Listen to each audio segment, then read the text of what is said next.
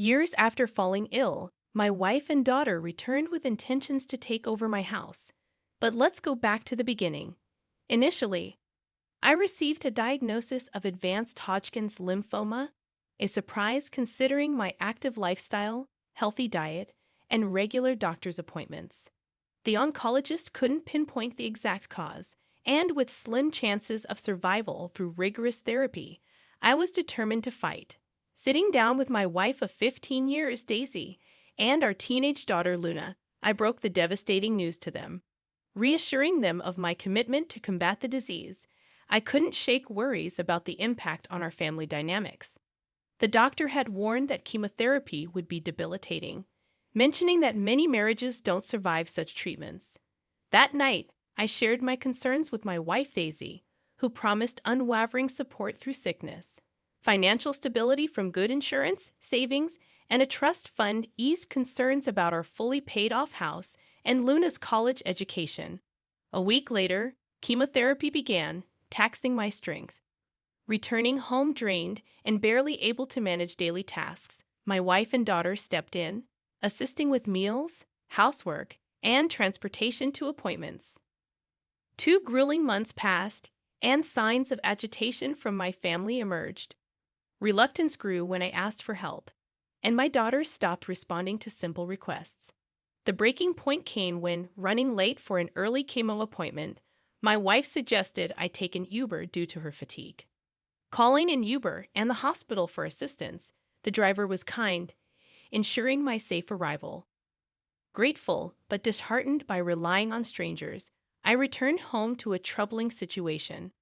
Confronting my wife and daughter about their behavior, I sensed a chilling demeanor. I asked if they considered me a burden, and with a heavy sigh, my wife admitted feeling overwhelmed. My daughter timidly confessed she hadn't expected me to be so needy during my illness. Realizing it was time to discuss potential solutions, we began a difficult conversation.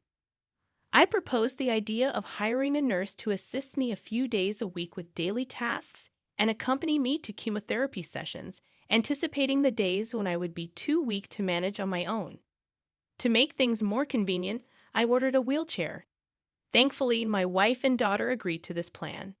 Seeking recommendations from the hospital, they sent a nurse who struck a balance between sweetness and sternness.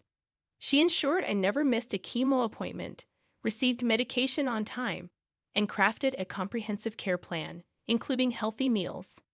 Despite these efforts to ease their burden, my wife and daughter remained discontent. My wife felt threatened, thinking the nurse was replacing her. I suggested that if she took on the responsibilities of driving me to chemo, filling prescriptions, and ensuring I ate and took medication on time, we could part ways with the nurse. Reluctantly agreeing to this compromise, my wife insisted on finding a male nurse, but I explained there were none on the recommended list, and the current nurse had specific experience with cancer patients.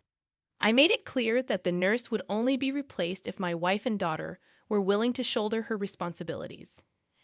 Unhappy with this proposal, my wife argued that I should do more for myself instead of making my condition everyone else's problem. I tried to reason with her, explaining the toll chemotherapy took on my body.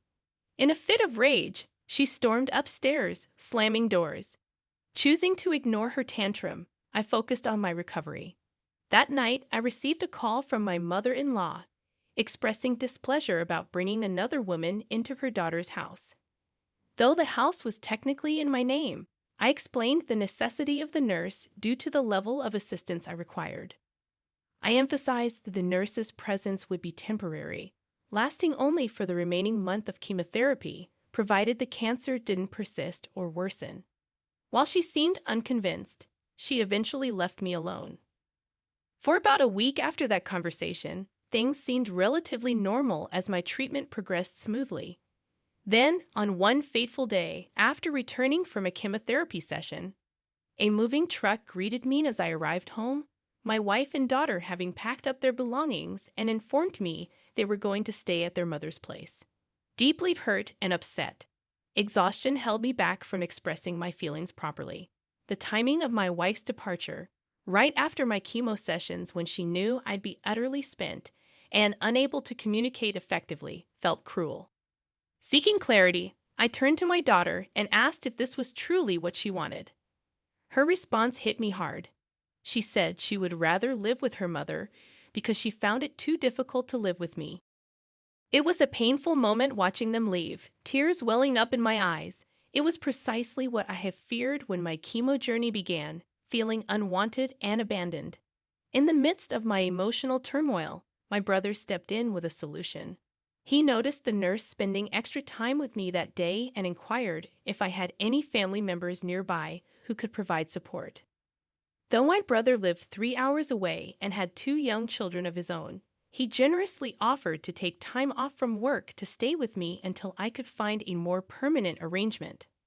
Upon his arrival, he was furious about what my wife had done, referring to her as selfish and ungrateful. He pointed out that she had never had to work since our marriage, and I had always ensured she lacked nothing. His time off from work was limited. But he had another suggestion. His wife's sister, Kara, was going through a painful divorce and needed a safe place to stay temporarily. Her soon-to-be ex-husband had been the breadwinner, leaving her with limited financial resources.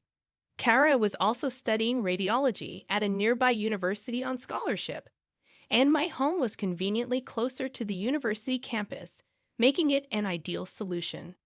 Agreeing to the arrangement, I assured my brother that Kara wouldn't have to pay rent since she'd already be putting up with me. My wife and daughter had taken almost everything, leaving only the bed and a few dresses. My brother stayed the rest of the week, and Kara arrived on his last day. He helped her move in, and she expressed her gratitude for letting her stay with me. Kara promised to be considerate, clean up after herself, and assist where needed. In the weeks that followed, things went relatively smoothly. I missed my wife and daughter, but it appeared that I was the only one feeling that way because they didn't even bother to call or check up on me. Kara's presence proved to be a tremendous help. She took care of grocery shopping, handled most of the cleaning, and even assisted with meal preparation. Throughout this time, she never uttered a single complaint. About a month and a half after my wife's departure, I received the news that I was cancer-free, a momentous occasion celebrated by ringing the bell at the hospital. My nurse asked me now that I was essentially cured. My immediate decision was to file for a unilateral divorce, freeing myself from a marriage that had proven unsupportive during my challenging journey. With the divorce proceedings in motion, my focus shifted toward the next crucial step, recovering from cancer. Slowly but surely, I began to regain my strength. My hair grew back, my scars started to heal, and I was putting on weight, while sticking to my healthy meal regime for the most part. I allowed myself some cheat days to savor the favorite meals I had missed during my illness. It's been 6 months since I've been declared cancer-free, and I believe I'm finally ready to move on with my life. I made a call to my old job, and they're willing to rehire me for remote work if I choose to return. I think I'll take them up on the offer because I'm planning to move away. While I have an attachment to my house, there are too many painful memories here. I yearn for a fresh start with something smaller. My wife doesn't know it yet, but I'm planning to give the house to Kara. She came through for me when I was at my lowest, showing immense kindness even though we were practically strangers. She's free to sell it if she wishes.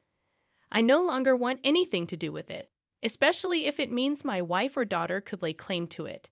My new place is in a quiet neighborhood in the countryside, and I'm eagerly looking forward to this new beginning. Update number 1. Hey wife and daughter.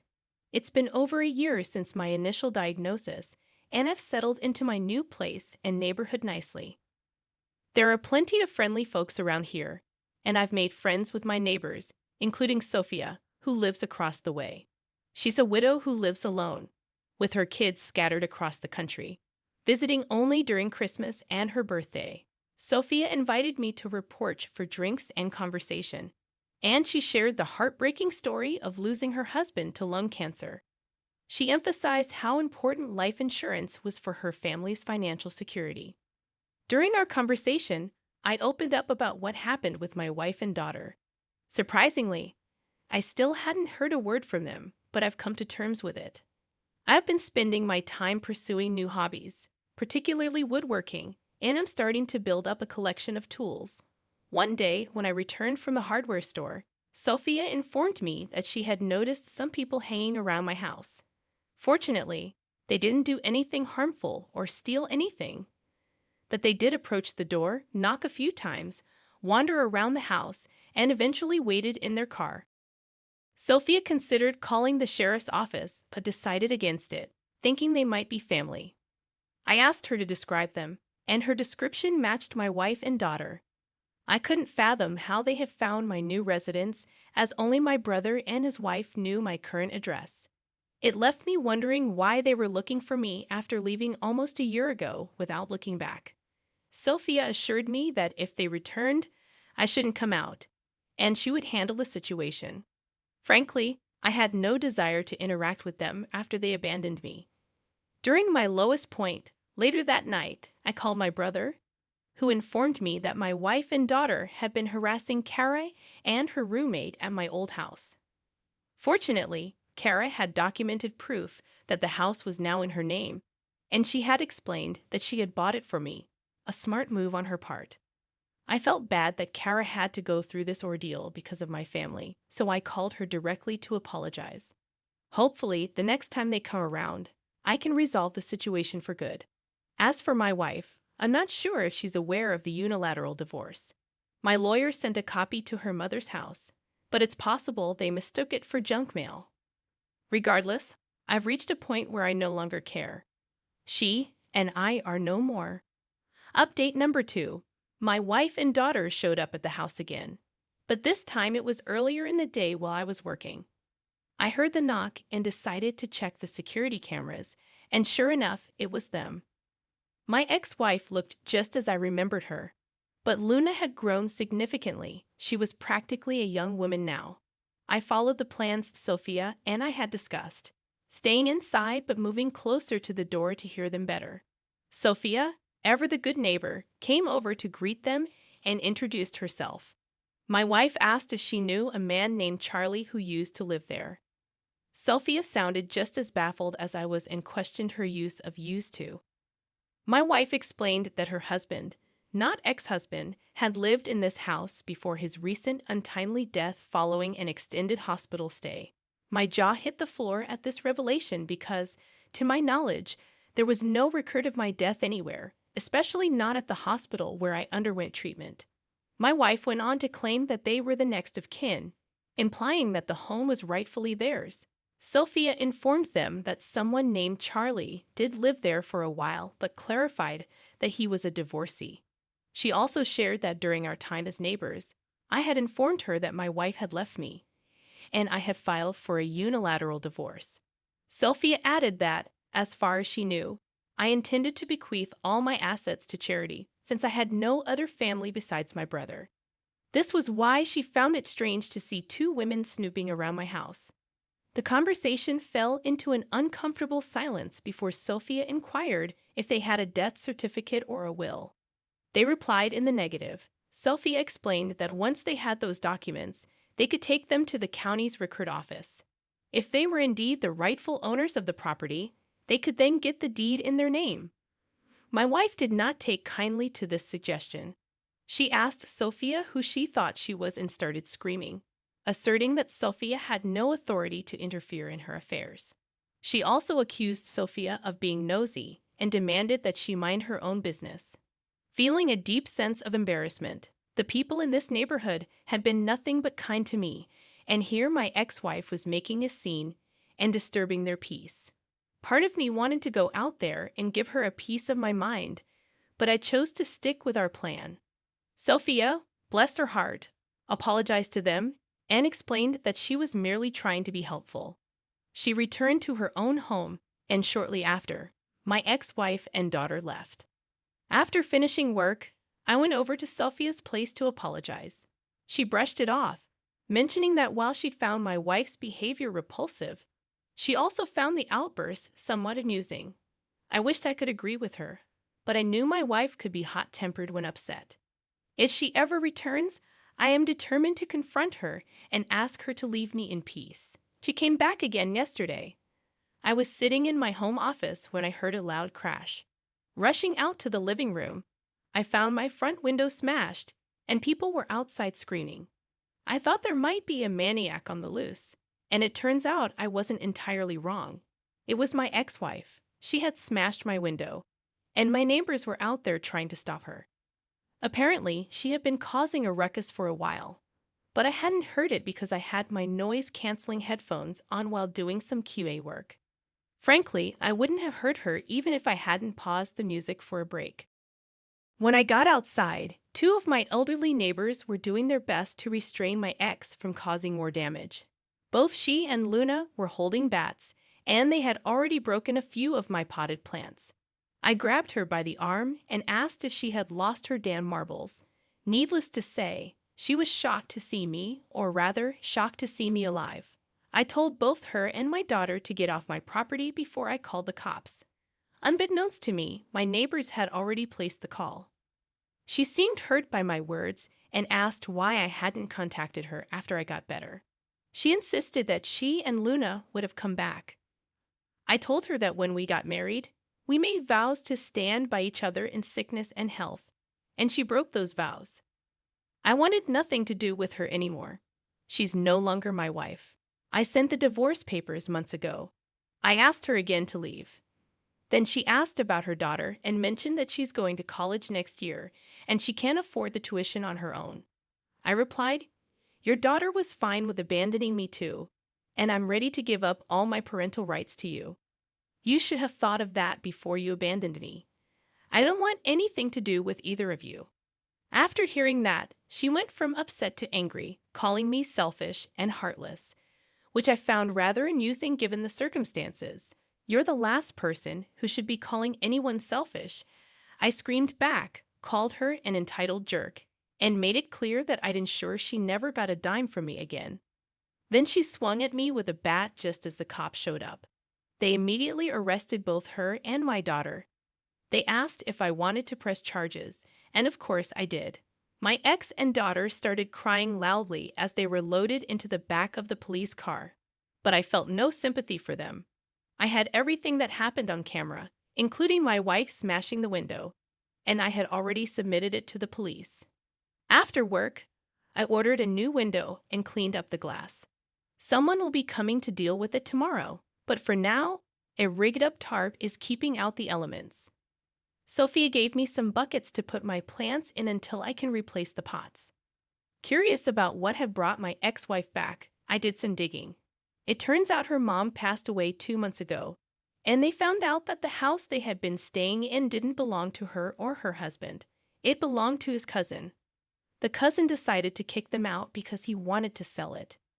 With both of my ex-wife's parents now gone, she and her daughter sold most of their parents' belongings and had been living in a motel for a while.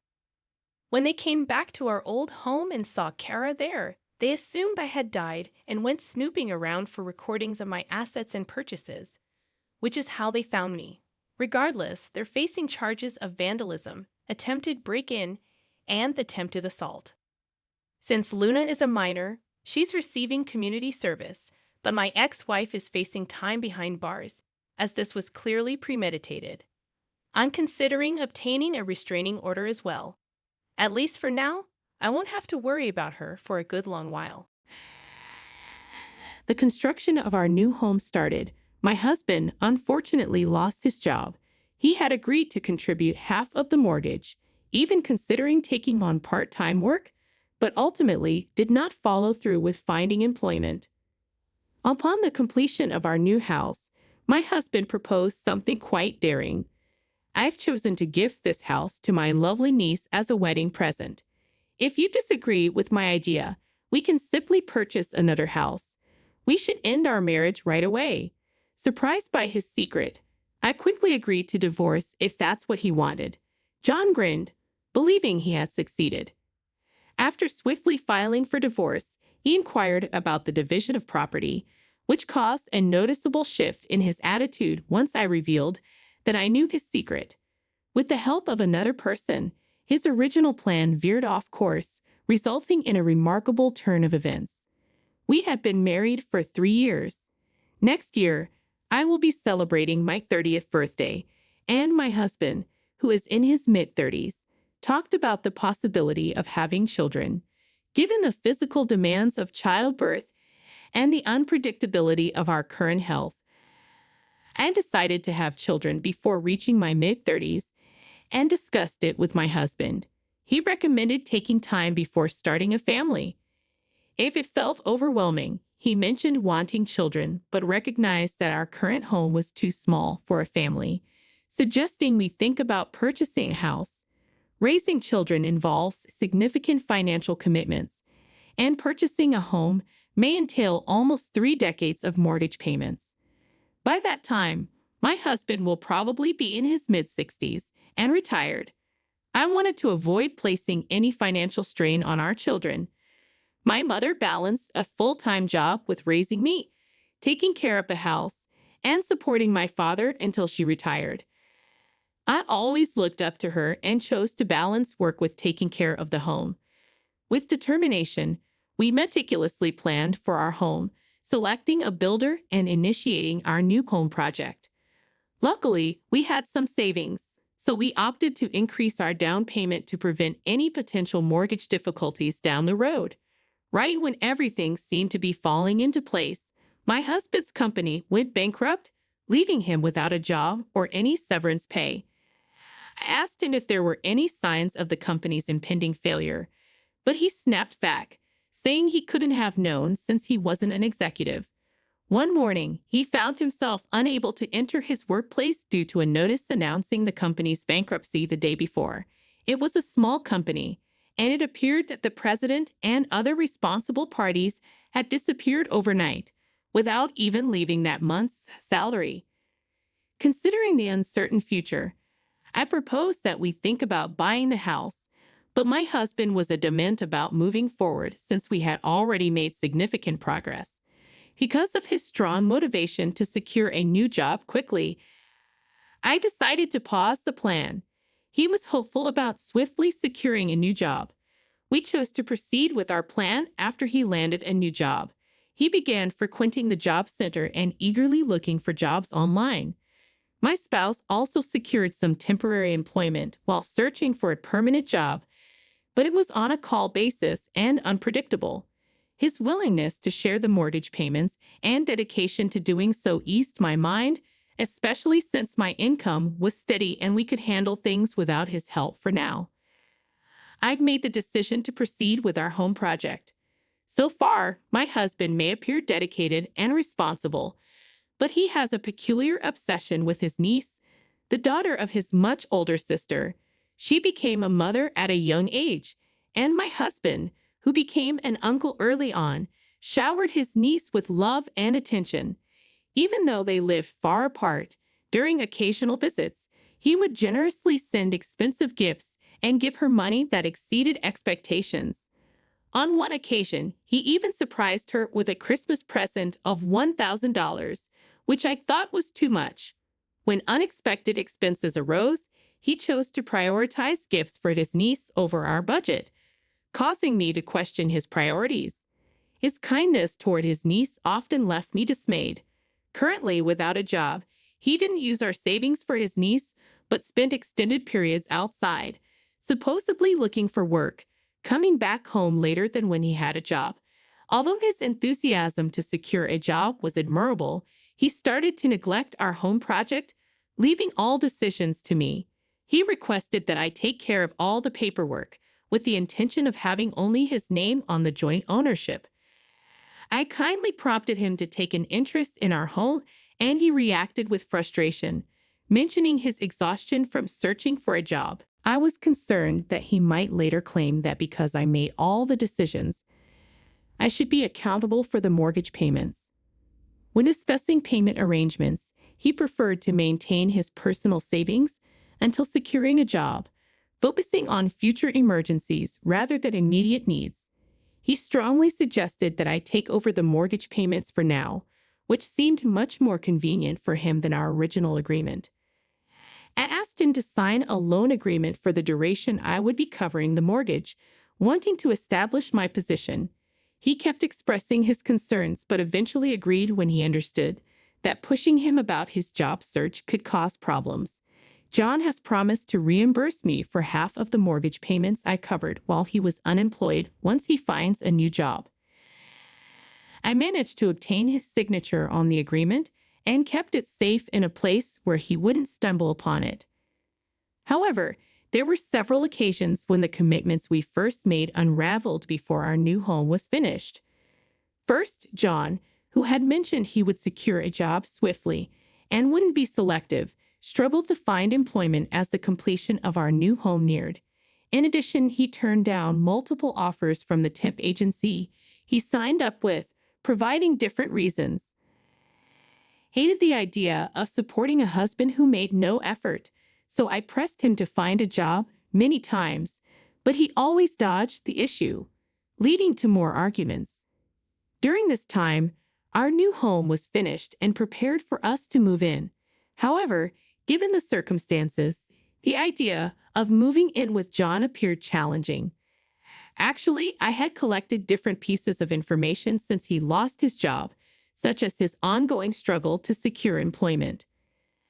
I have several things I'd like to confirm and discuss. When John was heading to the job center, I went up to him as usual. "Would you like to spend today with me?" I mentioned to him that there was something important I wanted to discuss. John attempted to steer the conversation away, emphasizing that securing a job was his main focus. He suggested discussing it later, pointing out that skipping a day at the job center wouldn't make a difference, especially since it was uncertain if he had any interviews lined up. I stood my ground, insisting that he pay attention to me. John made a bold statement. "A nagging woman isn't cute. You know what? Hey, I have something to share with you as well." I thought I could be patient, but since it's positive news, now is the perfect moment. My niece is getting married, and I've chosen to gift her the new home. We can divide the mortgage and continue making payments jointly. I was surprised by his generous gestures towards his niece in the past, but giving her a whole house, why did he decide on something so important without talking to me beforehand? This was the first time I heard about his niece's upcoming wedding. "I haven't consented to this. Is this a decision you can make independently?" Inquired further. After that, John threatened divorce if I disagreed. He mentioned the idea of constructing a new home, but there has been no progress so far. He was unable to find a job. However, he continued to make vague commitments about securing employment. Although his words seemed believable, his behavior did not align. I chuckled in amazement at his words, as I had already expected his outlandish idea of giving a whole house to his niece. That matter must be related, right? I was curious to see his reaction, so I asked him a lot of questions. "Are you kidding? Currently, I am not employed. You're generously giving your niece a house that still has a mortgage on it. Do you think she'd be pleased with that? How could someone think of giving away a house that we're still paying a 30-year mortgage on? Furthermore, presenting a house with an outstanding mortgage as a gift for a celebration appears to be transferring a significant financial responsibility, which is quite shocking. I'd also inquired about what this meant for our plans to start a family, considering we bought the house for when our family expands. John confidently replied to my questions, stating he wouldn't be affected by a divorce. He'd avoided answering my questions and only mentioned the possibility of divorce without providing any explanation. It felt like we were from different worlds, making conversation nearly impossible. There were several topics I had planned to talk about, but it turned out that John was more difficult than I had expected. I was considering discussing divorce, so I quickly agreed to his suggestion. "If you agree to my terms, including leaving the house and finalizing our divorce, I will listen to anything," John said. "You can go ahead and file the divorce papers first, but I prefer to settle the division of property after the divorce is officially finalized. I also want to get ready for living on my own, so let's sort everything out once you calm down," I told him. John was amenable, stating he would adhere to my requests as long as he could initiate divorce proceedings right away. Actually, my intention to get ready for living alone was just an excuse. I have one more thing to take care of. I informed John that I required some time to get ready for living by myself as a tactic to delay without him catching on. After some time, I finished all my pending tasks and was just waiting for the perfect time to reach out to John. Then, maybe feeling a bit antsy or stumbling upon something, he reached out to me initially. How can I help you today? Why is our new home being listed for sale? That was meant to be a present for my niece, and it's something we both own anyway. He was upset over the phone, accusing me of selling our jointly owned home without his knowledge and refusing to listen to anything I had to say. After allowing him to express his feelings, I replied, I was aware that you were attempting to shift all the payments onto me. Did you actually believe it was still jointly owned? You seemed very eager to get a divorce. I assumed you would have double-checked that detail. When you requested joint ownership, it was arranged accordingly. But I decided to change the ownership because I was concerned that he would avoid payments and try to claim the house as his own. After the house was completed, he began acting strangely, believing he could keep his true intentions hidden. He adamantly claimed the house was for his niece, convinced that no one suspected him. I managed to pay off the entire mortgage using my savings. Little did John know, my parents had sold the land inherited from my grandfather to provide cash for a payment. My parents always preferred purchasing things outright instead of taking out loans, which they considered to be uncertain and risky. They helped me out financially so I could purchase the house outright. I had thought about taking their advice, but then John lost his job. Worried that his behavior might worsen if he found out about the money, I chose to stay quiet. Furthermore, I questioned whether he would reimburse me if I paid for everything. I refrained from informing him to avoid overshadowing my parents' kindness. John was very upset when he found out about the ownership change and blamed me for not keeping our promise about the house. Is the house still standing? Is it still intact and suitable for living? Don't worry about it if it ends up in someone else's hands. If you truly desire it, you have the option to repurchase it. I believe I had the freedom to make decisions about the house I owned outright, but residing in a home designed by an ex-spouse didn't sit well with me. John, feeling upset by my statement, asserted his entitlement to a portion of the proceeds as marital property. He requested a prompt share, ensuring to verify the exact amount later. I asked him to meet up, mentioning that I had more information to share. Arriving early at the agreed-upon location, I waited for him. When John arrived and started talking, I revealed something that caused him to stop speaking abruptly: the findings of a private investigator's investigation into his behavior. The report contained evidence of his extramarital relationship, featuring prominent photos of him kissing another woman in public, dining out at upscale restaurants, and entering hotels. It was mentioned that even though John had initially searched for a job after losing his job, he eventually started meeting the other women frequently, stating that he was single and having difficulty finding work because of the recession, which made her feel sympathetic towards him. He appealed to her sympathy and persuaded her of his financial struggles, which ultimately led her to provide him with financial assistance, behaving in a way similar to a con artist proposing marriage. I felt unwell upon discovering that he had intensified divorce discussions due to his frustration with various issues, such as the mortgage and his lack of empathy. The other woman was more accommodating and understanding, making it easier for him to control her compared to me, intending to replace me with her. The tale of giving the house was simply a strategy to speed up our divorce, an excuse he believed he could use if I declined. However, he was incorrect in believing he had influenced me. Actually, I was the one behind it all. I decided to hire a private investigator after noticing John's unusual actions and learning about his unfaithfulness. His reason for giving the house to his niece caught me off guard, but I had already made up my mind to divorce him when I found out about his affair. I wanted to chat about this issue with John before we settled into our new place. At first, I intended to talk to him about his unfaithfulness and let him know that I wanted a divorce. Despite his irrational behavior, I noticed he was unable to engage in a reasonable conversation.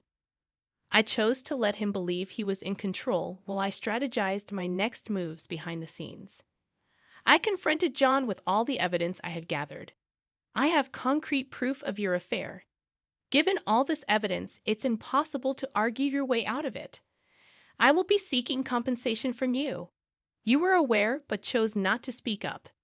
What sort of person does that make you, choosing to remain quiet about your spouse's unfaithfulness? Hey there, was it you who betrayed me? John's assertion of being a cherished husband was quite ridiculous, prompting me to scoff in response. He tripped over his words before reiterating his claim to a portion of the assets. That's when I decided to reach out to John's father as a final option. I let him know that John was requesting a division of assets. John began passionately explaining why I should include his father. But when I mentioned his father wanted to talk to him, he stopped abruptly. I handed the phone to John on speaker so he could hear his father reprimanding him. His father reprimanded him for his behavior, questioning how a man in his 30s could act so shamefully, and criticizing him for causing family breakdown while still demanding a share of assets. John has always had a challenging relationship with his father, finding it difficult to stand up to him since he was young. His father strongly dislikes dishonesty, especially when it involves hurting or deceiving others. After John proposed to divorce, I quickly reached out to John's father for advice, seeking assistance if I couldn't resolve it on my own. He encouraged me to leave my cheating husband and assured me he would talk to John. However, I had many things I wanted to say to John myself. Fearing he might run away if his father intervened, I chose not to speak. I wanted time after our divorce to coordinate with John's father and make sure John didn't find out about the house sale. Additionally, I wanted to clarify John's relationship with his niece and decided to call John's sister while John's father was present. I directly inquired whether her daughter had ever received expensive gifts or large sums of money from John, and she answered in the negative. John's sister noted that whenever John was invited to birthday parties, he always showed up without bringing any gifts, just inexpensive cars. My niece was completely unaware of the supposed marriage or the house gift, and she found it ridiculous and unwelcome. John's father and John's sister were also unaware of John's supposed affection for his niece. Where did all the money John said he spent on his niece disappear? John's sister proceeded to share important details about John's history. At the age of 20, he was detained during a police raid at an illegal casino. Confronted by his father's disapproval, John begged his mother to keep it between them, confessing to trading valuable items for money. Despite his pledge to stop, his addiction appeared to be pathological. John's father noticed some missing items from their storage and decided to address John's gambling habits while expressing concern for his niece. Are you using your niece as a cover for your gambling? Despite being unemployed, you still engage in gambling. He instructed John to return home for a serious re-education, emphasizing that the asset division is not intended for funding bets. John reluctantly agreed to his father's terms, giving up any rights to assets and agreeing to provide compensation. Thanks to John's father's help, a lawyer he connected me with verified that John had given up his rights to any shared property, enabling me to obtain all communal assets. Moreover, thanks to John's father's thoughtfulness, I was given a lump sum inconvenience fee from John, which was well above the standard rate. Initially, I felt anger towards John's affair partner. However, as the investigation into John's behavior extended to her, my feelings shifted. She thought John was not in a relationship and facing financial difficulties, so she offered him financial assistance despite her own money troubles. I realized she was also being manipulated by John. Even though she was tricked, she showed regret for the possible impact on my family and tearfully said sorry. She kindly offered a small sum of money as compensation, which I declined, grateful for her sentiment. I let her know that, as another victim of John's deceit, she might be eligible for some compensation, clarifying that when someone promises marriage while also making financial demands, it could be considered fraudulent. She promptly acted on this advice. During the confrontation at John's parents' house, when she accused him of using marriage as bait, John's father became furious. He recommended that she file a police report and insisted that John surrender himself right away, which created quite a stir. John humbly asked for forgiveness from his affair partner and his father, promising to return all the money he had swindled to prevent police intervention. His limited savings were entirely used up in repaying his affair partner and handling the damages, leaving him with no money. After retiring, John's father had ample time to keep a close eye on John, enforcing strict supervision that made a prison seem lenient. John's efforts to evade the surveillance were brief. He returned to his father's doorstep within 2 days due to hunger. John's father was upset by John's indecisiveness about staying or leaving, leading him to disown John and express his disappointment. Now that the house is sold and I have the proceeds, I'm looking forward to investing in some personal rejuvenation. I secured a top-floor apartment in a building I've always dreamed of living in. I look forward to savoring the view, indulging in delicious food, and cherishing the time away from John, recognizing the years spent together.